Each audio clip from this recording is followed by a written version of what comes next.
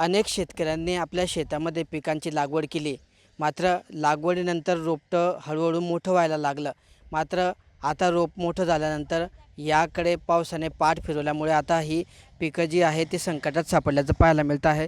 आपण आता जळगाव तालुक्यातल्या एका गावातल्या शेतामध्ये आहोत. आपण जर या ठिकाणी बघितलं तर ही कपाशीची लागवड या ठिकाणी करण्यात आलेली आहे. मात्र पावसाने पाठ फिरवल्यामुळे आता या ठिकाणी या पिकांना स्वतःच्या हाताने पाणी टाकून रोपं वाचवण्याची मेहनत या ठिकाणी या महिला करताना पाहायला मिळत आहेत. बादलीभर पाणी घेऊन एक एक मग्गा पाणी या ठिकाणी या पिकांना या ठिकाणी टाकण्यात येतं आहे, जेणेकरून ही पिकं वाचली पाहिजे. जर पाऊस पडला नाही तर पिकं ही जळून जाण्याची भीती या ठिकाणी व्यक्त केली जाते आहे.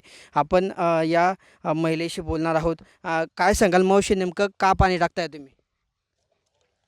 आमची पेरणी 22 तारखेला झाली. पाऊस अद्यापासून सुरू झालेला नाही आहे. ते पीक वाचण्याकरता आम्ही की बुवा 8-10 दिवसांनी जरी पाऊस पडला तर आमचं पीक वाचेल, तर ते पीक वाचण्याकरता आम्ही हाताने पाणी घालतायत. किती कपाशी लागवड केली तुम्ही? आम्ही जी 4 एकर कपाशीची लागवड केलेली आहे. तर आता ती जडून जाईल त्याच्याकरता पाऊस पडत नाही, त्याच्याकरता आम्ही हातानं पाणी लावताय. किती दिवसात पाऊस पडला पाहिजे? निदान 1-2 दिवसात तरी पाऊस पडला तरी सुद्धा ते जगू शकेल पीक. नाही पडला तर? नाही पडला तर 8 दिवसात ते सर्व पीक जडून जाईल. त्याच्यामुळे तुम्ही हां पाणी टाकता. हां, त्याच्यामुळे आम्ही हे पाणी घालताय पिकांना की बाबा निदान 8 दिवस नाही आलं तर ते पीक जरासं वाचू शकेल, नाही तर मग सर्व पीक हे होऊन जाईल.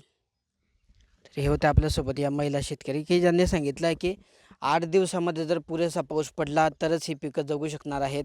जर पाऊस पडला नाही तर मात्र ही पिकं या ठिकाणी जळून जाण्याचा धोका असून या ठिकाणी नुकसान होण्याची भीती या शेतकऱ्यांनी व्यक्त केली आहे. किशोर पाटील, TV9 मराठी, जळगाव.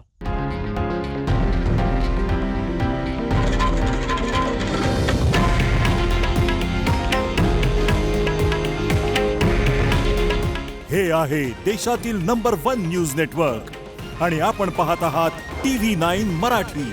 काळजी तुमची, हित महाराष्ट्राचं.